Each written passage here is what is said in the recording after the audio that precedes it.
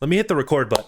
I didn't hit the record button, and I want to post this on YouTube. I'm just thinking about it. We're here live on twitch.tv/LonerCast, and James Gunn dropped the new slate of DC Studios lineup, like, you know, the first phase of the DC movies and television shows. And like I was just telling chat, I missed most of this information today. I've seen it all over the internet, but I haven't watched the actual video. So I figure we go through the video together, and we see what James Gunn and Peter Safran have to say about the DC universe. So let's do it. Let's take a look. All right, what's up, James? What do we got? What are we looking at here? Hey everybody, I'm James Gunn. Hi. I'm the co-CEO of DC Studios. So as many of you know, DC has been disconnected in film and television for a long time. Yes. It's one of, our jobs, mine and Peter's, is to come in and make sure the DCU is connected in film, television, gaming, and animation. Hold That up. The characters Stop the video. He said film, television, and gaming. It's connected. I think that's a terrible idea. Not film and television. That's fine. That can work. Marvel has shown that works. But within gaming, I don't know if that's a great idea. I will die on this hill. That is a terrible idea to try and make gaming align with your movies. My reasoning for that is that games take so long. And I can't emphasize this enough. They take so long to develop. Like, it's so hard to develop a video game. It takes years. A movie, maybe 3 years. Maybe.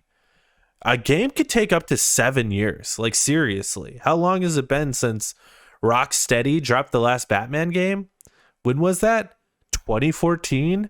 What year is it? 2023? And we're just getting the Justice League game that they're making right now. So yeah, I would say that's a stupid idea. But maybe what he means is that they're just all under the same banner. I don't know. Let's hear him out. I'm sorry. We're 20 seconds in. I'm already cutting this man off. Are consistent, played by the same actors, and it works within one story. No. And if he said played by the same actors, right? So does that mean if there's like a fucking Batman game, we're going to have Ben Affleck be the Batman in the game, or what?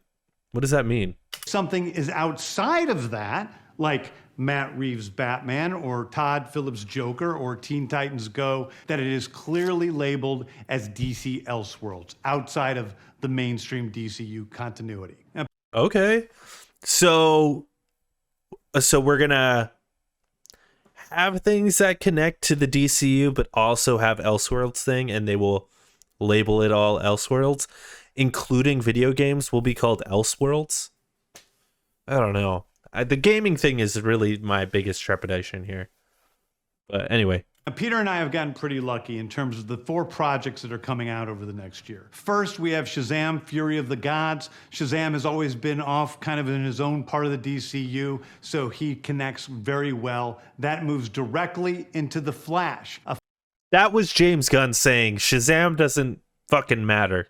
We're just going to release this movie and pretend it never happened. Right? Like that's the impression I'm getting.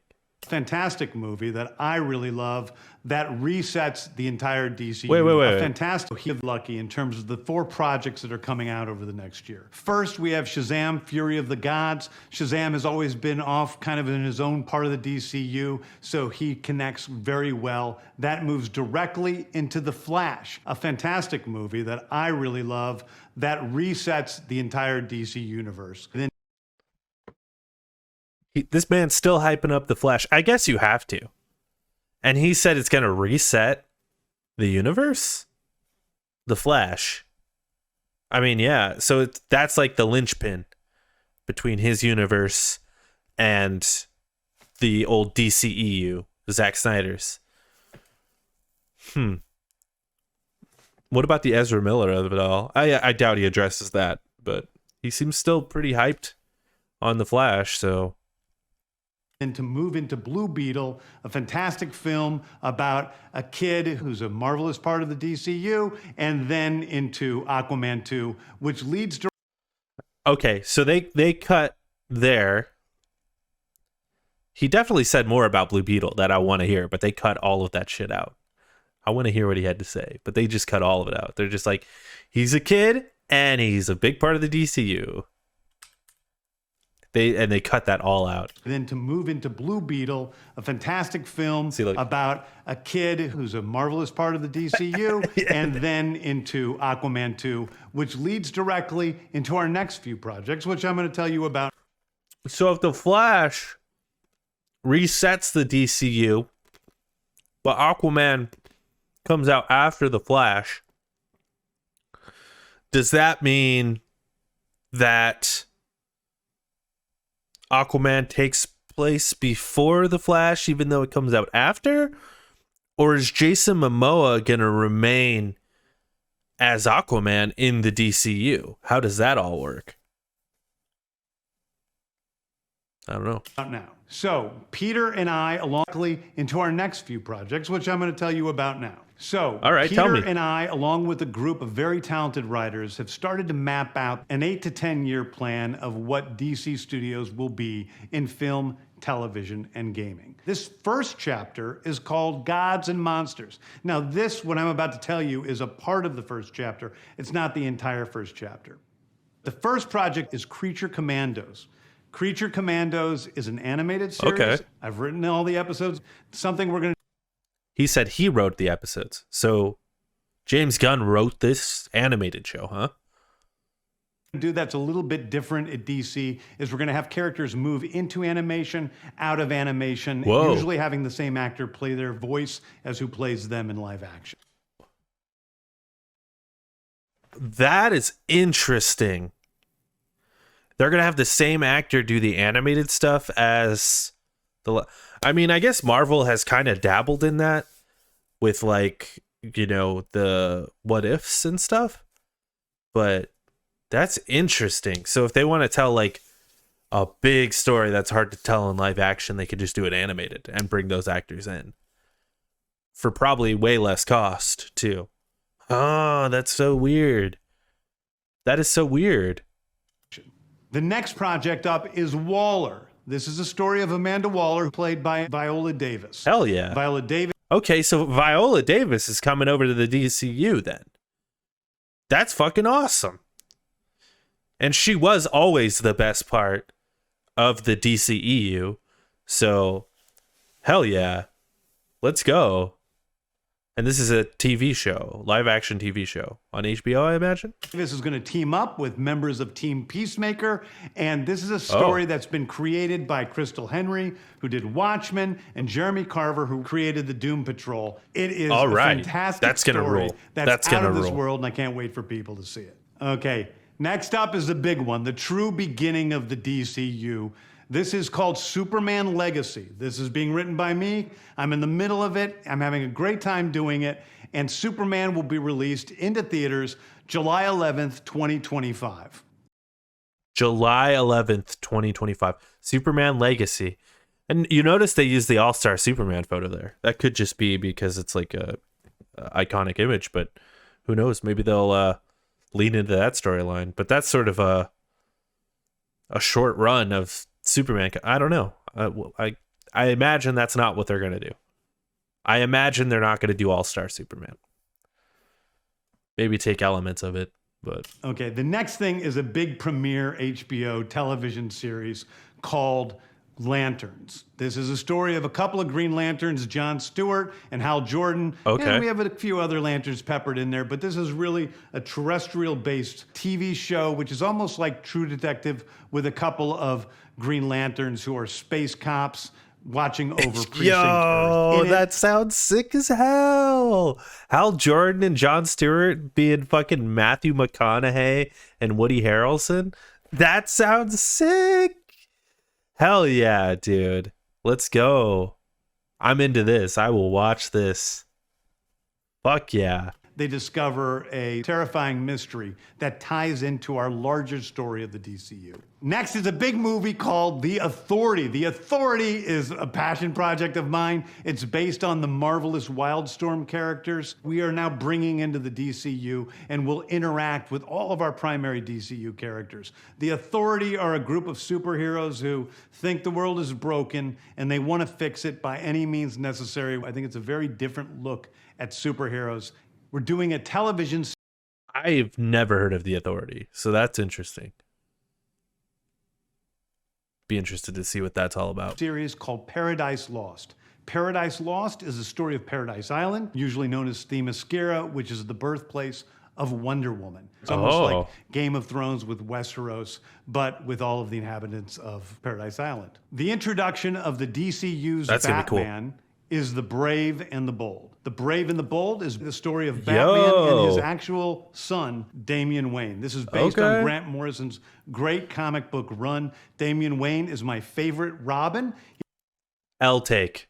That's an L take. That is an L take. Damian's no one's favorite. That's an L take. I'm sorry, James. That's an L take. We all know Tim Drake is the best fucking Robin. Get real. I've always been a Dick Grayson stan. I love Dick Grayson. All right. But anyway, Brave and the Bold. That's a great title. Great run of comics. And so how does that work? Is it going to be Ben Affleck? Because if Aquaman is is it Ben Affleck and some kid, or is it going to be a new Batman? He already said earlier that Robert Pattinson is going to be like an Elseworlds thing. So, interesting. Still, Damian Wayne is no one's favorite. Come on now. Tim Drake's the best. Morrison's Batman and his actual son, Damian Wayne. This is based on Grant Morrison's great comic book run. Damian Wayne is my favorite Robin. I'll take. It's got to be said again. That's an L take. He's a little assassin who Batman tries to get in line. And so this is the story of the two of them and the beginning of sort of the Bat family in the DCU. Next up is a TV series called Booster Gold. Booster Let's Gold fucking is one of go. comics' really popular cult heroes. He is a fascinating guy. He's a loser from the future who uses future technology to come back to present day and become a superhero so that people will love him. Who's going to play Booster? I swear to fucking God, dude. I swear to fucking God, if Chris Pratt plays Booster Gold, I'm going to throw my fucking drink at the wall right now. I swear to fucking God. If Booster Gold is if it's fucking Chris Pratt, dude, I'm going to lose my goddamn mind. Oh my God. Okay, but Booster Gold, I'm excited about it. Matthew McConaughey would be good Booster Gold. Of him. It is basically the superhero story of imposter syndrome on an HBO Max series. One of my favorite comic book series from last year was Is James Gunn gonna make Booster Gold, or is that someone else doing that? Syndrome on an HBO Max series. I don't know. One of my favorite comic book series from last year was Tom King's run on Supergirl, Woman of Tomorrow. And so we're going to turn that into a big science fiction epic film. Now, that's Superman a great idea. Is a guy who was sent to Earth and raised by loving parents. Whereas Supergirl in this story, she is a character who was raised on a chunk of Krypton. She watched everybody around her perish in some terrible way. So she's a much more jaded character. And that brings me to Swamp Thing. Hold on, stop right there. That's a great idea for a movie. That is a great idea. That's the only way to make Supergirl work. That's a great idea. Swamp Thing, love it. Let's see. Some terrible way. So she's a much more jaded character. And that brings me to Swamp Thing, the last thing we're going to talk about. A very dark horror story in the origins of the monster who is Swamp Thing. And although it's totally outside of the rest of the DCU, it will still feed into the rest of the stories. Oh. Anyway, those are the stories that I can tell you about right now. I've loved the DC characters since I was a child. They're incredibly important to me.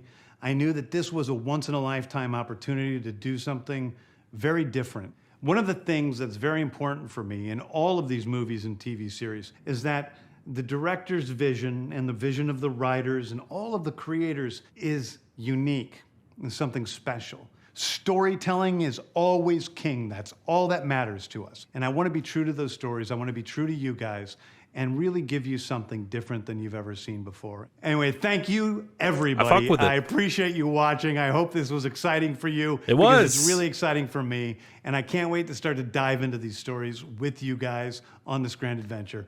Thank you so much. That was very exciting. That was very exciting.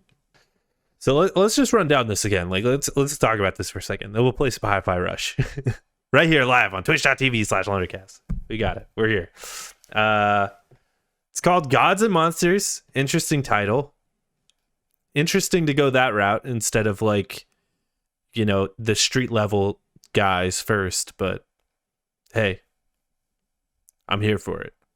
It's a new take. Superman Legacy, which will come out 2025. That seems to be like the real start of the DCU.